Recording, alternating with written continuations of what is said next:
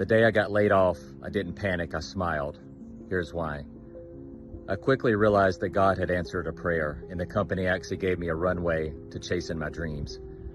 What had happened was, about a year and a half before that situation, I started attending seminars. I went to my very first personal development training on sales and leadership, and I quickly realized that I actually was not the leader that I thought I was. So over that next little bit, I attended more, started doing more things online, also reading books, attending trainings, leveling myself up, and I started applying those things to my corporate team. So we would do our own trainings.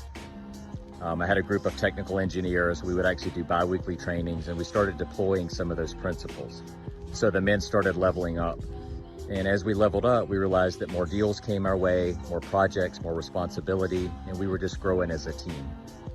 So fast forward to March 2026, the unthinkable happened. I get laid off.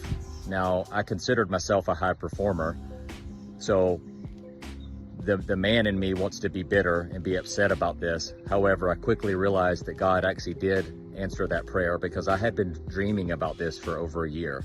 I had started laying the groundwork. I built a website. I started to think about what would it look like for me to be a trainer and to actually start training people as a career.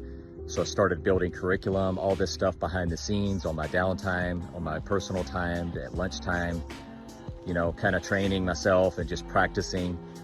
So when it actually happened, part of me was very bitter and upset. However, I did realize that, hey, I've been praying for this, man, and God delivered. So the point of this message is to be ready, right? You never know when your number is going to be called. You'll be called up to the big leagues.